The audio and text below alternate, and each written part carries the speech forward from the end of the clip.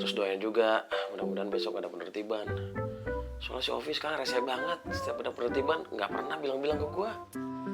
Yang rese itu bukan Opi lu. Ngapa juga lu minta doa sama gue buat diwakilin?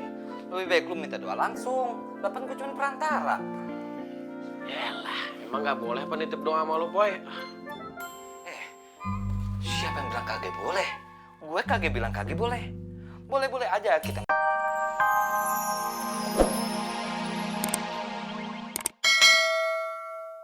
Oh ya, Pri. Apa, Kang? Ini ada yang mau saya bicarakan, diskusikan. Ya, duduk.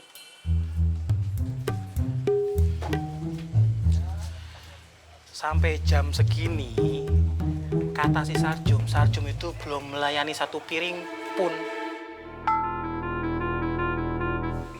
Ya, gimana tuh? Bisa-bisa bangkrut nih warung. Apalagi Sarjum juga bilang pembeli itu nggak mau datang ke sini itu gara-gara harga makanannya semuanya pada mahal. Iya toh. Nah Kang, aku jelasin ya. Kan kakaknya ngerti, ini harga bensin gue lagi naik. Otomatis transportasi juga ikutan naik, Kang. Kalau transportasi naik, ya harga makanan ikut naik. Itu udah teori. Ilmiah, Kang. Kalau kakaknya nggak mau naikin harga makanan, yang ada nanti bangkrut. Terkecuali kakaknya mau curang. Misalkan beli ayam tiren. Atau beli sayur busuk juga nggak apa-apa, Kang. Astagfirullahaladzim, Pri, istighfar sampean. Kok bisa-bisanya sampean ini punya pikiran kotor kayak gitu? Kang, kalau teorinya harga kulakan naik, ya warung kita harus dinaikin harganya, Kang. Ya, Pri, pada dasarnya Inyong juga setuju. Tapi gak bisa naik juga secara semena-mena gitu, Pri. Kita haruslah hitung lagi nih secara teliti nih. Walaupun ada harus yang terpaksa dinaikkan, itu juga kenaikannya harus dibagi-bagi biar tidak memberatkan, Pri. Caranya kepriben jajal. Nah gini contohnya, ya misalnya sampean tuh beli togenya di tukang sayur yang sore-sore itu mau tutup, pasti harganya lebih murah. Dan beli tempenya juga yang buat sayur itu di sana juga murah. Tapi kalau buat yang digoreng-goreng itu harus baru, Bri. Nah juga nih, kalau mau beli telur buat telur dadar itu bisa beli telur yang sudah retak. Ya kan? Sarjum juga banyak kenalan itu di pasar yang penjualnya jual telur-telur retak. Ya kan, Jum? Iya kan banyak ya. Terus, Kang Bustom itu yakin kalau itu ada untungnya, Pak? Ya jelas untung lah, Bri. Nih, maaf nih, Bri ya. Kalau misalnya Inyong mau beli mobil second, udah bisa, Bri. Cara dagang gua kampungan ya, dan bodoh ya, Bri. Ya jelas lah, Kang. Terus, gaya ilmiah juga. Nggak ada teori ekonominya itu. Itu dia, Bri. Bedanya, Bri. Walaupun untungnya kecil, yang penting berkahnya itu banyak, Bri. Ya buktinya, sampai jam 11 malam itu pembeli masih ada. Kalau nggak percaya, tanya aja sama Ovi tuh. Ya terang aja. Orang saya sering kecipratan barokahnya.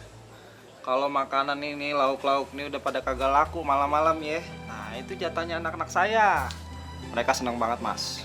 Tinggal sendiri kan sampean? Ya udah, Kang. Kalau emang dengan cara-cara saya salah, ya sudah. Lah, jangan ngomong gitu dong sampean. Habis saya serba bingung, Kang. Apa yang saya lakukan selalu dianggap salah sama Kang Bustomi. Gimana sih? Lah, kita kan sekarang lagi tukar pikiran. Ya jangan ngambek gitu sampean.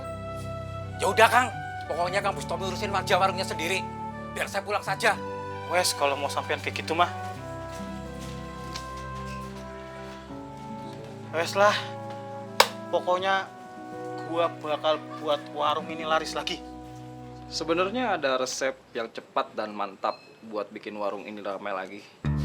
Nah, jangan-jangan lu mau nawarin gua yang itu ya? Nawarin apaan? Itu. Cara-cara yang musrik itu. Ya kan? Ntar gua disuruh pergi ke kuburan yang dinutuk itu. Jangan coba-coba sampean nawarin Inyong yang gitu-gitu. Inyong nggak mau. Itu semua musyrik, tau nggak? Dosa. Nek, belum tidur kamu dah? Belum, ini Wardah baru mau tidur. Tapi ada yang mau Wardah ngomongin sama nenek. Apa sayang? Tapi Umi udah tidur kan, Nek? Udah dari tadi. Gini Nek, Wardah mau minta izin sama Nenek. Wardah boleh nggak Nek bantuin Bang Apo ngajar ngaji di musola? Nggak salah omong. Ya boleh dong. Masa berbuat yang baik nenek larang? Boleh sayang, boleh. Makasih Nek. Yaudah, kalau kayak gitu mulai besok Wardah aktif di musola. Iya.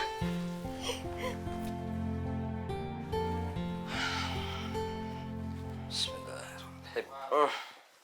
Rajin banget lu sholat, Boy. Doain gue ya. Doain apaan? Dia doain biar intel-intel tuh gak ngejar-ngejar gue terus. Soalnya besok gue pengen dagang lagi nih.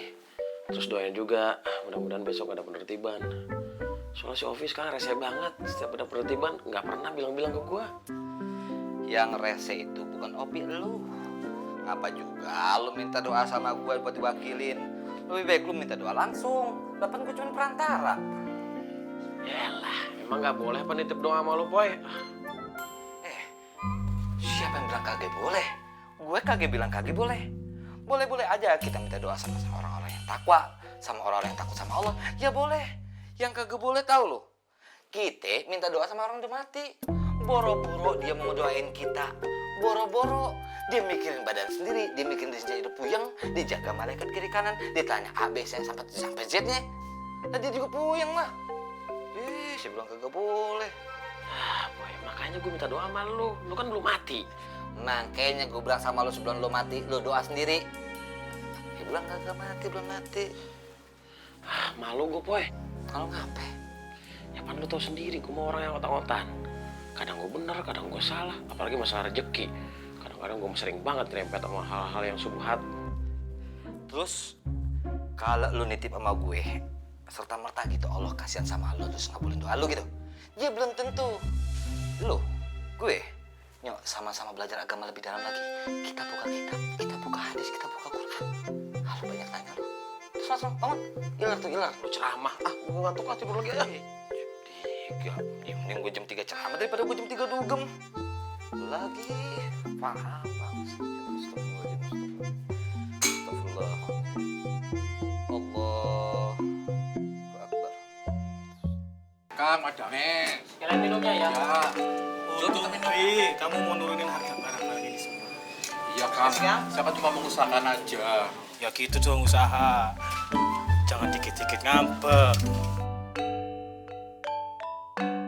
Gimana, Kang, ada nih? Assalamualaikum. Assalamualaikum. Kancane Kang Sobri yang suka numpang madang. Mesti sekali-sekali harus dihajar.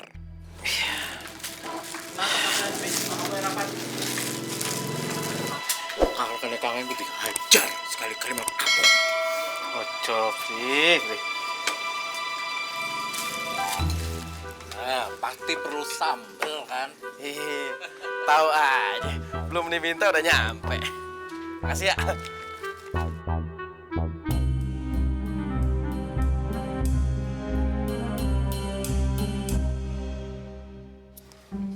Wih. Kenapa lu, Ak? Ini sambal apaan nih? Bri, sambal apaan lu kasih sama gua? Ini sambal basi ini mah nih. Tuh kan? Serius lu kasih? Iya. Ini sambal yang untuk orang-orang gratis kayak kamu-kamu itu. Kalau untuk langganan-langganan kayak mereka-mereka, saya kasih sambal yang fresh. Bisa sakit perut nih gua kalau begini mah nih. Lu nya sih suka gratisan sambal. Itu dikerjain lah. Fri, lu ini jadi orang ya.